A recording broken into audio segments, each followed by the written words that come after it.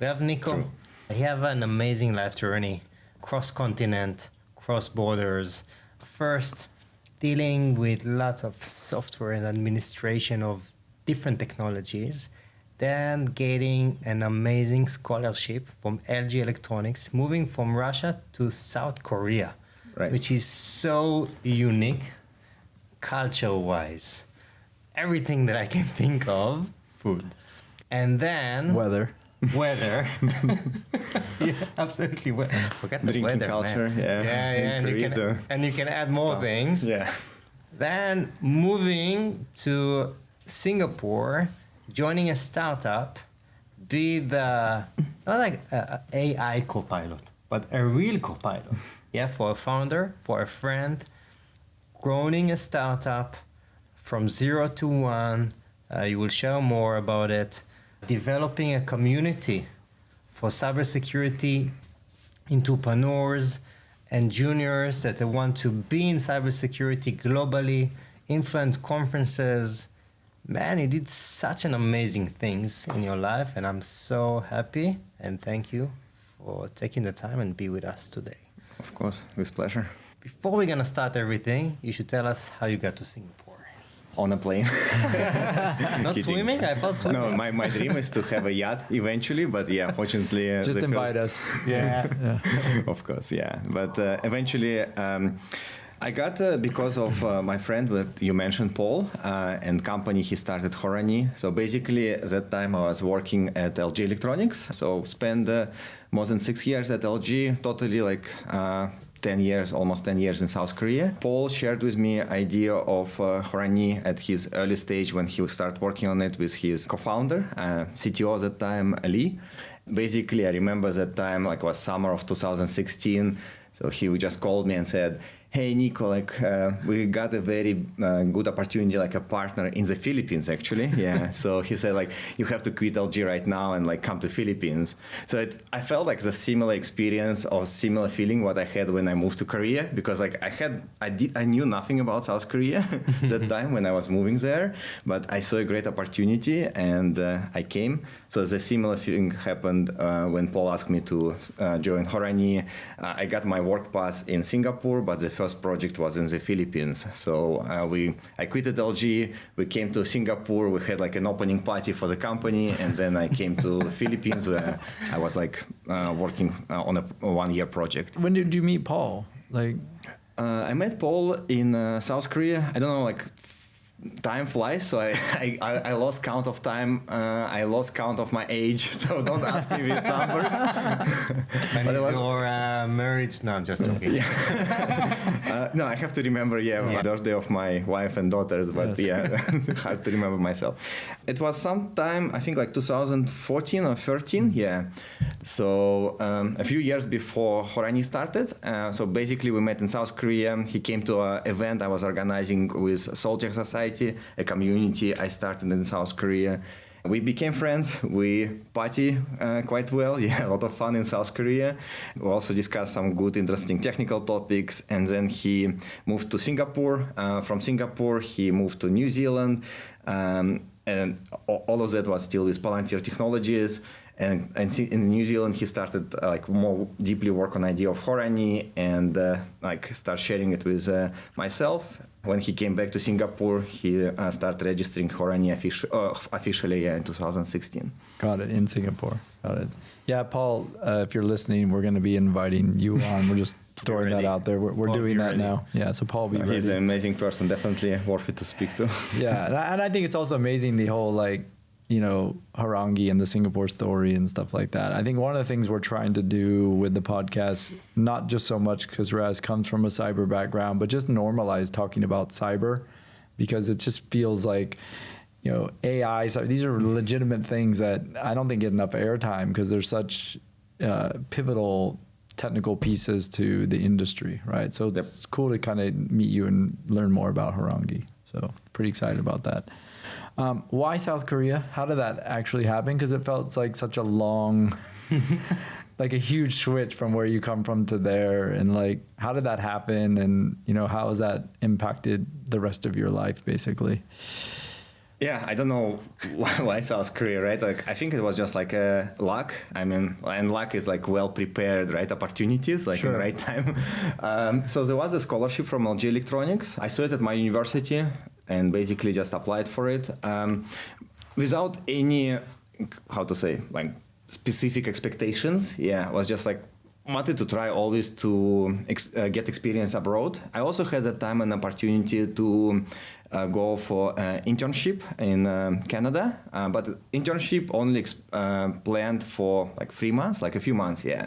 And basically, scholarship with LG Electronics promised like long-term opportunity, studying in South Korea for 2 years for master degree, and then working with LG Electronics at least like 4 years, because they sponsored the master course. Eventually, I ended up staying longer with LG, but yeah, no expectations at the time. So just came. Like a funny story, right? Like I saw a picture of, like I went to a website of university, I saw a picture, like a castle, and I thought, oh wow, cool, like South Korea have castles. And eventually, like when I came to Korea, like I learned the history that they never built castles, right? Like this like European castle. So like just Korean university designed the buildings like in this European style. So this is how much I knew about South Korea. Yeah, like there was no castles to be found. You've been before, like in Asia, before moving to No. like an Asian experience? Is that the first flight then, just to Asia? You just land in Korea? Almost no. I didn't. So I didn't travel much that time. I mean, like I was very, like how to say, normal kid, right? Like not with much money. So I had to like do a lot of additional like part-time job while I was studying, so I can buy like my very, like how to say, traditional car, right? Like used one, like 20 years old car, just like to have a car as a student, but it was very luxury, right? But I earned it for it myself. And my first flight was just right before Korea with my friends to Alps skiing, yeah.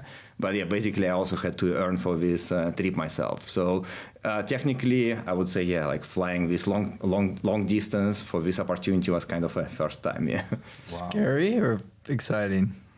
Both. Both. Yeah.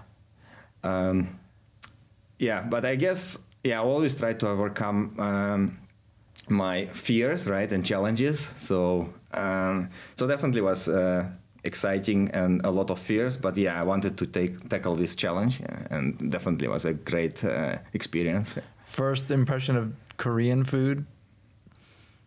I mean, because have never been to Asia, never lived in Asia. Boom, you're there. You're a student, so you're probably going to be eating local food to kind of like get by and not spend a lot of money, right? I don't have a strong impression of food, but I have a strong impression of people, right?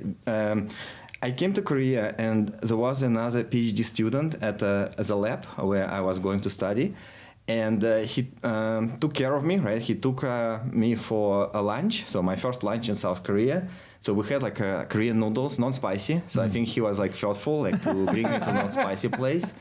And he showed me how to use chopsticks. So I would never forget this one, right? And like afterwards, like everyone was like telling me, hey, like you use chopsticks so well, like professionally. Because like, you know, Koreans, like they use chopsticks from childhood, and some of them like use it in a very like country style. Yeah. So like very holding in a very weird position. Yeah. So this guy, yeah, like took good care of me, like brought me for nice lunch, like showed how to use chopsticks, introduced about South Korea, and we became friends. Yeah. And you've never been back to your home country since this first move, right? No, I mean, you've traveled back, but you've never moved back. Yeah, You've been in Asia ever since. Definitely. I visited my parents. Yeah, I've not been to my home country, unfortunately, like for past 4 years. Yeah. But before that, before COVID, I visited my parents maybe once a year. Yeah. But all my professional career and my part of my studies were always here in Asia. It's amazing. Wow. Yeah. How do you feel that the South Korean or Asian culture influence your career? Very good question. So everyone tells like I look like a Western people, right? Like I'm behaving like an all mindset is like Korean, yeah. But I respect Asian culture a lot. So I think like in Asia culture, right, there is this mindset to respect elderly people, right? Also to be patient. So there are a lot of interesting aspects in Asia culture, and I think I like politeness, right? I think a lot of these things impacted me, so I definitely behave very differently. How you converted to your career, like to your success? Politeness. What does it mean in your daily, work? I think politeness, like listening, right? And I think if you guys know and listen a lot of people like this, life coaches, right? Like motivators, like everyone tells about listening well. So I think I know that I have this good skill for listening. Yeah, so a lot of people gave me feedback about this skill, and I believe I got this kind of skill from learning from Asian culture, like from being patient, polite. While listening, also I think what is important, like taking notes.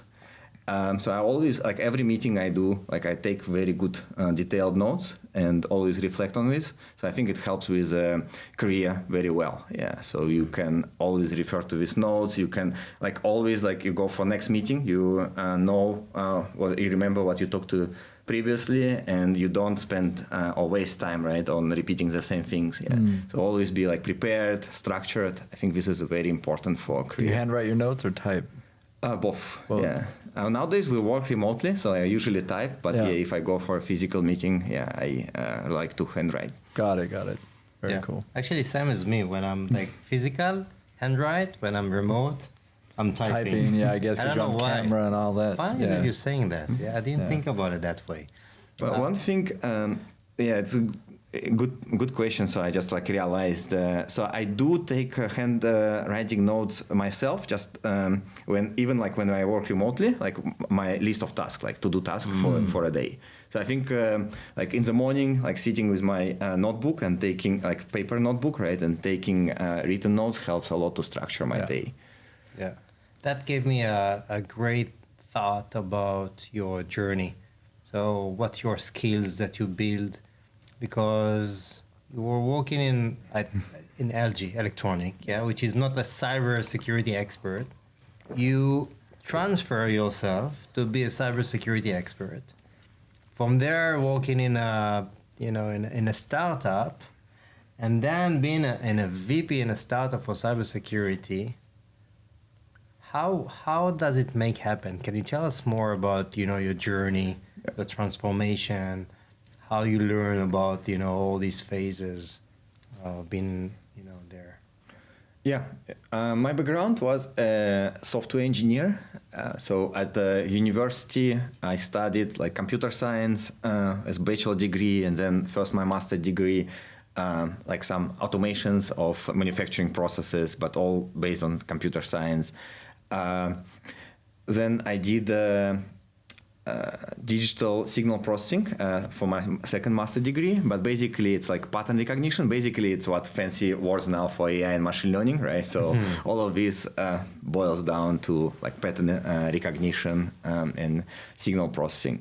So and what I believe, right, like learning these fundamental principles, right, this is important like for any career, right? Then I felt I was like able to pivot to like cybersecurity, or like I feel like if I want to go deeper like into AI, I feel quite confident that I can catch up on this area as well. So I believe that like if you guys go to universities, right, the like education system nowadays like changing very fast, right, and like you can get a lot of many knowledge from online courses or anywhere. But I still believe like going to university is important, but not only for knowledge, right, but for learning how to learn.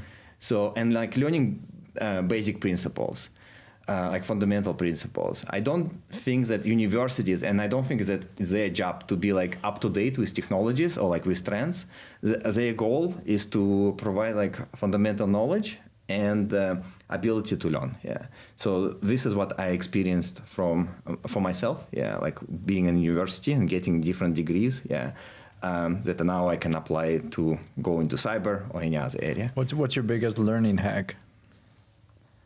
I mean, like you're saying, you learn how to learn. What's your biggest takeaway for things that help you learn how to learn? I guess it's like passion, right, as well as patience and curiosity.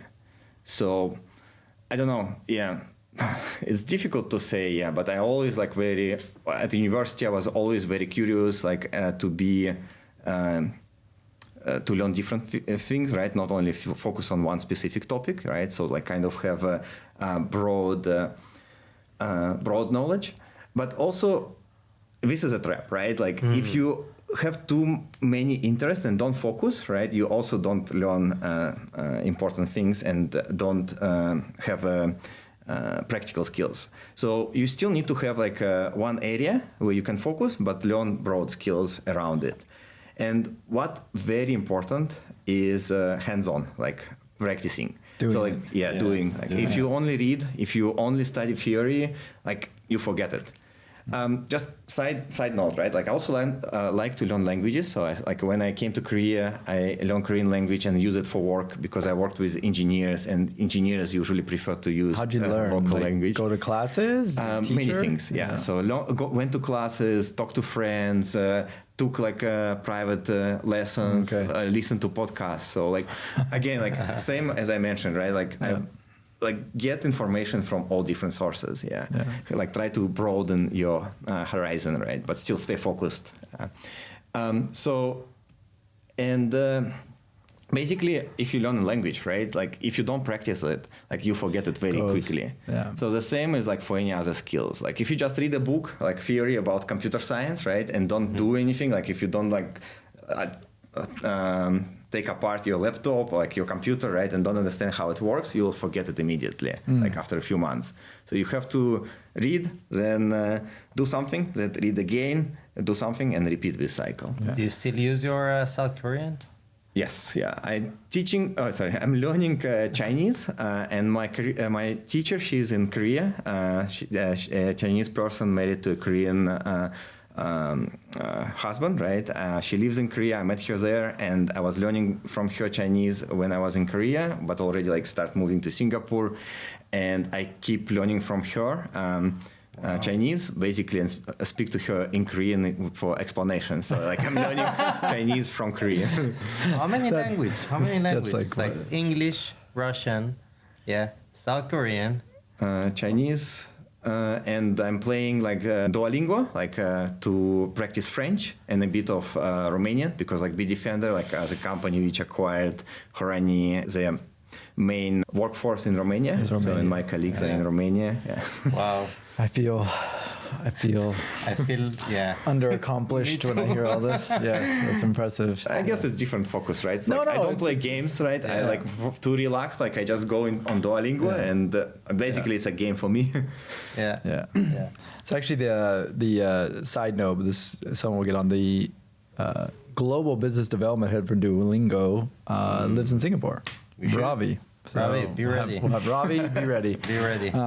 So this language thing's super cool. One of the things we saw in researching your profile and some of the information is you like to talk about customer success and kind of how important that is.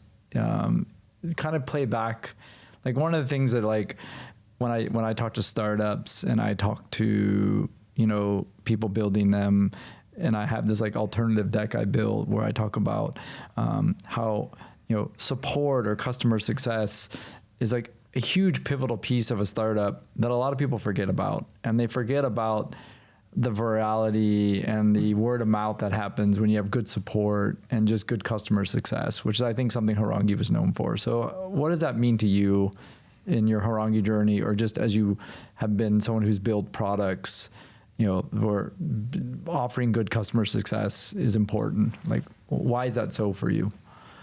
I guess I learned it from Paul, from another early employees at Horangi, because Paul always focused on like very sleek, very nice design, right, and very good visuals of Horangi product, of Horangi brand, like, and everyone was like complimenting us about like Horangi tiger logo, which looks like some people mention like looks like a transformer. So yeah, I think I appreciated and learned it from Paul and our early designer at the time, Brandon, yeah, who basically came up with like details of design, right? And I was applying to the product. So when I started at Horangi, like I was in charge of our engineering team and building our first product. So I took what Brandon provided and applied it to the product for design. So I really liked it, yeah. Also, there is a mindset I learned from our founders, like from Paul and our CTO Lee. So they talk that basically security is not a technical problem, right? It's a people problem. And you don't sell security, right? You cannot sell like product. You sell trust, right? You need to build first trust, and then you can sell a product. And that's why like it was always very important to build like a trustworthy brand for Horangi, right? Like to have services, because like through services, like from human connection with clients, like professional services, you can build trust.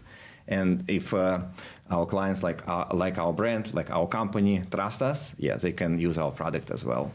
You're within Bitdefender, but do you still think about like how that's an important piece in the cybersecurity kind of product line? This trust, customer success is almost, like you said, that's almost more important than the product, right? I would say equally, yeah, because like technology excellence is very important. Yeah, it needs as well. to work, right? Yeah. But yeah, definitely this customer success, customer facing part is very important, definitely. And I think we have a lot of similarities in culture, what I find like after acquisition. So, and I think like the saying of Bitdefender, like trust always, yeah, like the most trusted cybersecurity company is also like what we believed in Horangi, like, yeah, and building trust in Asia. Yeah. Mm-hmm. Yeah. One of the things that I'm less than a year in Singapore, and something that I come from Israel, and we like to celebrate, successes. And it's something that I don't see over here for cybersecurity. So Horangi being acquired by Bitdefender, which is a huge success, and we need to celebrate it. It's like something that is so unique. And to go there as a person that have been in that journey with company XM Cyber, it's a moment that that you devoted so much time. And I can say for a person that was leading some of the customer operations back then, customer satisfaction is one of the key elements for a success of a good product.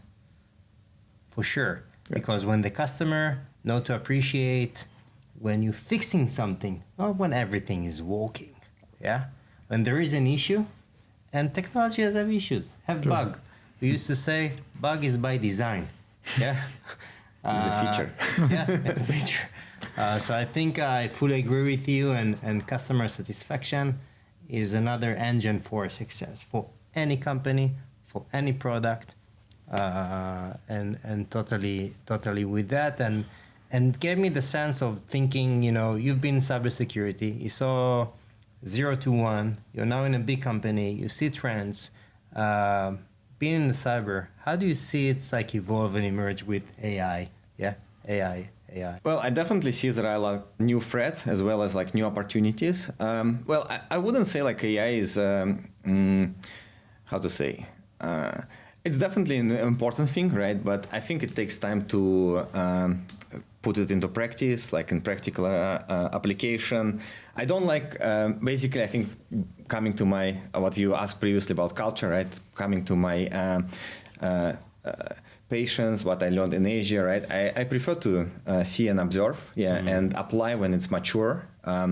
So a lot of hype and a lot of things were happening when cloud came, right? And everyone was like, on one side, they're very excited about cloud, another side, like very worried, right? And let's say like early adopters like startups were moving to cloud, but like bigger companies or like government organizations were slower to move to cloud.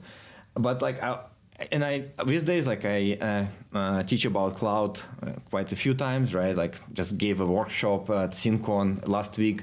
But I say like cloud is nothing special, right? Basically, cloud is everything, all technologies existed, right? It's just cloud is like data center, but you can access through the internet and manage it remotely. Correct. And of course, like it gives a lot of opportunities to bring resources on demand, build a very use a lot of services, right, in the cloud, easily accessible. But also it gives a new threat, right, that now management of your infrastructure is open to everyone, publicly. Yeah. So the same is for AI, right? All technologies, like all these algorithms existed, right? As I said, like I learned like pattern recognition when I more than 10 years ago when I was at university. And all these concepts are same, right? They just now have opportunity to apply them, like there is more data to apply all of these things, right? So we just need to see real implementation and address practical specific problems when this technology is implemented in enterprises. Yeah. So would you focus first? Protect against AI or leveraging AI to create better defense, products? I think leveraging AI to protect, because we definitely see that threat actors, like bad guys, start using AI, right? For example, like automatically generate phishing emails, right? Yeah. But it helps them to scale. Right? Let's say instead of like sending phishing email to a few people, like they can now automate it and send it to many more victims. But it's still the phishing email, right? And as soon as we get better on protecting from, for example, phishing emails, right, using AI, whether it's sent by human or AI, so we still will be better, right? So I would say, I would focus on defending, using AI for defense, Mm-hmm. And do you think it's going to be exciting for the cybersecurity industry, the use of AI, or is that because you're having to deal with the fact that, like you said, the threat guys are grabbing at the same time? Is this just the typical kind of ladder up strategy that happens in cyber? Great question. So I adopt the same similar saying, right? Like what our founders, and what our company uses, like security is a business enabler, right? So I don't want that security become like a blocker and some fence, right, to stop or block business or human life, right? Sure. So I definitely excited, right, that there are new technologies and we just need to embrace them and work together with business to apply them in a reasonable, planned way. So it still enable business, but used responsibly and safely. Got it. I think we're going to ask this question to everybody that's in cyber. So what do you tell a normal person? What's your hot cyber tip to a normal person? Just a normal human that uses computers to make their life safer. So take your digital life seriously, right? So the same as you protect from physical threats, right? Like you lock the door, right? Like you lock windows, like you set grills, right, on your windows. So as the same as you have like a basic hygiene to protect your physical space, same do for your digital space. Now, look at yourself, right? How much time you spend in digital space, with your laptop, with your phone, right? Probably more than in your real life, right? Yes. Like talking to people. So take your digital life seriously, and apply the basic security hygienes. Yeah, start with basics. Stop the 11111 for password and. Yeah, use let's say dual factor authentication, right? Not just a basic password, for example. Think carefully what you post online, right? About yourself, pictures you post, so that threat actors can learn less about you. Yeah. So you don't you don't go outside your home and shout, right? Hey, I'm exiting my home and it's empty, right? So you shouldn't do the same like online. Yeah. Fair. I know that you want to say something? No, go ahead. Yeah. I know that you love to teach. We had a few conversations in the past, and I asked Niko, "What is your dream? Right. What do you want to do in the next 5 years?" And he said, "I want to have a school, but it's going to be a different one. Yeah, it's going to be a different one." And I want to take just a small niche of your dream and saying, specifically in cyber, this young lady, they're thinking about cyber, and she want to be a cyber analyst, or she want to do a forensic. What's gonna be your advice for her or he to join, this domain or be part of that? I need to think. This is why you are here. Yes. I would say that definitely like some practical experience is important. So I would say and there are so many opportunities to show a tangible output, like when they are looking for a job, right, and showing their profile. So you can do like some open source projects, right, like develop something or build something for cybersecurity related, right, and publish on GitHub or like any other source code repository, and show it that you have something practical to deliver, right? Because unfortunately nowadays there is a lot of barriers to enter cyber, right? Like I don't know where it came from, right? But now there are so many barriers like certifications, experience required to enter cyber. I see that this mindset can be changing, right? But still there are these limitations. So that's why a new person to cyber should show some real practical output. This is first thing. And second thing, I appreciate community, cybersecurity community, right? I've not seen so much this kind of vibrant community in other areas, right? So cybersecurity guys go to Vegas, DEF CON, right? Like party like crazy, but also do cool stuff together, like hackathons, CTFs, building cool stuff, right? So get into community, right? Go to meetups, go to conferences, learn from it, first of all, right? Second, build network, build the relationship, and this will be an opportunity for a new person to get a cyber security role. Do you still think it's an exciting industry to get involved with, from where you came from to now? Because a lot of people would say it's getting messy, and we talked about there's this article being a CISO is hard, and there's just a lot of focus, or let's say attention to typically in the world all the bad things that are happening with break-ins and stuff like that. Do you think it's a worse place to be for someone entering the technology industry, or that it's exciting and it's still new problems to tackle? It's difficult to say, right? I think it's a personal and subjective for everyone. I would tell about myself, right, that if I had if I would start from a beginning, right, I still would do the same thing. Mm-hmm. Yeah. So, and I think it depends on personality. So definitely cyber is tough. A lot of challenges, but it's fun, right? And it's exactly what matches my personality. So you saw I took on a challenge on uncertainty and came to South Korea, came to the Philippines, Singapore. So I came to cyber. A lot of challenges, but very exciting. We'll go back to one thing. You talked about a framework for the learning, or even the thing where you're saying you look at a lot of different things, you go deep on a few of them. So let's talk about this just a little bit more. And I think the theme we like to always hit on is this generalism. That's why we're called the generalist versus specialism. Okay. It seems you've kind of lived that in your life with the things you've studied, moving to Korea, the language thing. That's a very generalist thing.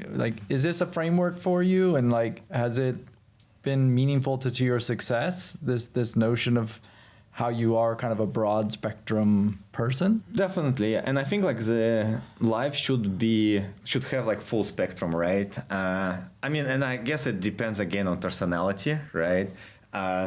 I know that definitely some people are happy just focusing on one specific thing and doing the same thing all over and over again, right? But going deeper into it. I think for me, I like different experiences.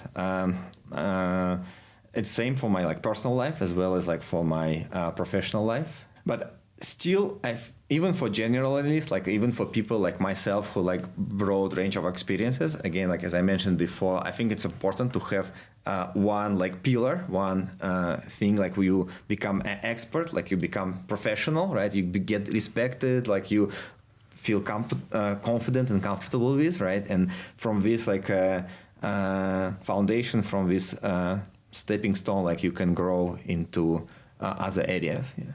So you have kids, right? Yeah. How do you think about this same subject, but in light of your children? Well, I guess again, like I don't know, honestly, right? I guess it's a learning experience, observation. So, and as I told, like everyone is different. We need to see like what our children like, right? Like what is suitable to them. But for example, like for our older daughter, like we know that she likes art. She likes like draw. We try to support her around this activity so she can kind of focus on this specific activity, but then extend her like knowledge, her experience, starting from this specific focus and trying to apply it in different things, right?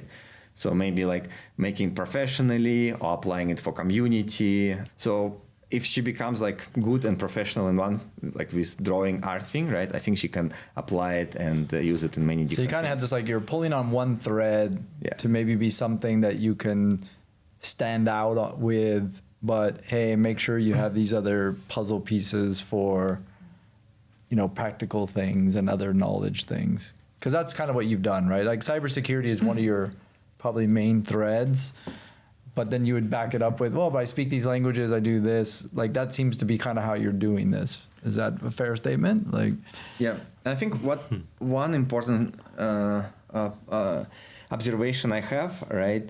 Like span of attention these days, like getting shorter, right? I don't know, like maybe too much information, too many exciting things happening, right? But I observe it like in like personal activities of people as well as like in professional life, right? Like I see that people change work, right? Like within a year, right? Every year. But you cannot become like expert. You cannot become professional if you change something you just started like less than a year, right? You need like when I've been like hiring, I've been like interviewing, I've been growing a lot of people, like building several different teams, right? And I can see that you can only like start doing some and bringing real impact, right? Making some tangible output after a year, right? In the role, like when you get used to everything, when you become professional, right? And familiar with this role. But like if you move already after a year, right? Like how can you build these muscles? Like how can you have a habit, right? To do this thing like professionally and well. So yeah, I think people nowadays, like young people, should learn how to stay focused, right? And have passion, and patience. Yeah, I think that's some good career advice because I think we're all taught to maybe jump around or grab the next thing, but in reality, there's so much to learn in these roles to where you excel at them take some factor of time, right? Yeah, I would say, and correct me if I'm wrong or you think different. I think like the 2 years, it's a good and decent time just to reevaluate your role. Doesn't mean that you need to change a company, right? But you can just look around and say, did I study enough? Did I influence enough? Can it contribute to my next step? You can stay in the same company, but you just need to reevaluate. Do you agree with this statement? Yeah, and it's actually a very, I don't know how you know about this, right? But I think it kind of really? It kind of like related to my experience because I feel I have loyalty, right? So I like to stay with again like trust, right? Like with trusted in trusted environment. So I've been like with LG more than 6 years. I been with Horangi and now part of Bitdefender, so totally almost 8 years. Yeah, but again, like I don't like same things, right? I don't like like how to say when things become boring. But I would say like my every day in Horangi and Bitdefender like has never been same and boring, right? So I've been in the role of like in charge of engineering team for like almost 2 years, right? After that, like I start transitioning into a internal security role, and I've been with this role, for a couple of years. But then it started expanding. Basically, I start also building an IT function because like you cannot do security without IT. And nowadays, I see like that. There is quite a big gap of separation between security and IT, and I observe that there is an issue when like security and IT team don't talk to each other, right? So I had a privilege or like exciting opportunity to be in charge of both like security and IT and build it within one department. So, and after that, like compliance part started adding to my role. So we got like SOC 2 Type 2 certification, was like very new experience, like basically obtaining this huge compliance for a young company was a very challenging part. So and then like we went through acquisition part, so it was totally different experience. And after acquisition, now we are working on integration. Like I've never had such huge projects to handle in my life, right? Like migrating entire, like how's it, data, cloud data for more than 100 people, right? Like it's a big project. Yeah. So I think like, I stayed loyal. I stayed for a long time in one company, but my experience was always different. And I think this is one of the, like, because you hear a lot of times people talk about this portfolio career or like, I have a portfolio career because I do these things. And I think what a startup or like a scale up is provided for you is you have shifted what you do every couple of years within the umbrella of just staying there. And I think if people, and when they find that, they probably do stay there because they can like, I'll do the next thing. I think what happens is people can't seem to make that work wherever they are, and then they change jobs, right? But there is some power to the corporations or the scale ups like yourself that have provided for you this chance to do numerous things, but still stay there and, have the continuity of the place that you're in. I agree with you partially, right? So I think it's not only that corporations or companies provide you with opportunity, you also have to discover this opportunity.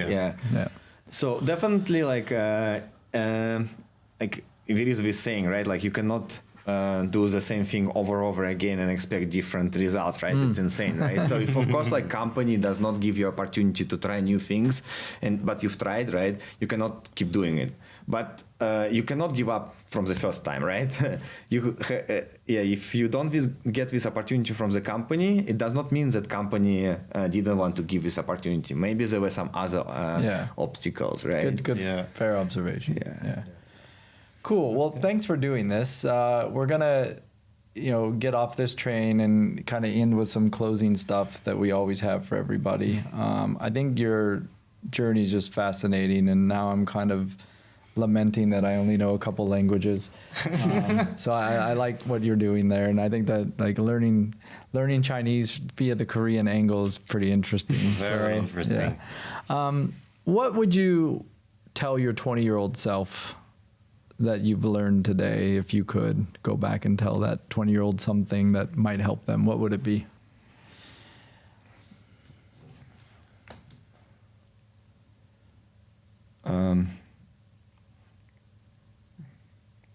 Great question. Meet my wife earlier. You got it. That's a fair one. But I think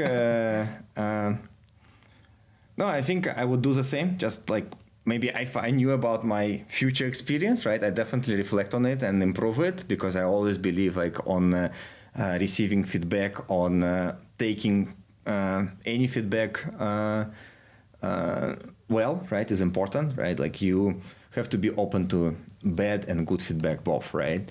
So I would, yeah, if I would knew my future, I would reflect on it, right? But I still will do the same, but in a better way. Yeah. Got it. Just like improve it. Yeah. That's good though. That's amazing to feel that way. Yeah. So And I like the way you embrace your wife, man.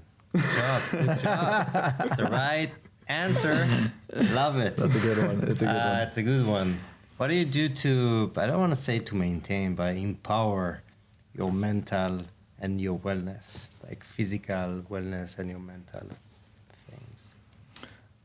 I like reading, yeah. So I like reading books, different books, right? Like fictional, non-fictional, self-development, like professional books, yeah. So I think this is important. Of course, like sport. And again, like we'll definitely mention my beloved wife. So thanks to her, right, she motivates me to go and do exercise regularly.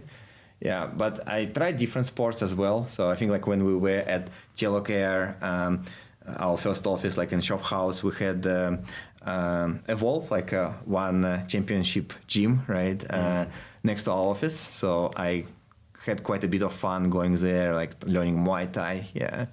But nowadays, like working remotely, like it's not easy to travel far away to do this kind of exercises. But I try to go to gym regularly, and when there is opportunity, I like to go like skiing. Yeah, this is my favorite activity for like more like focused sport. Yeah. Where do you like to go for skiing?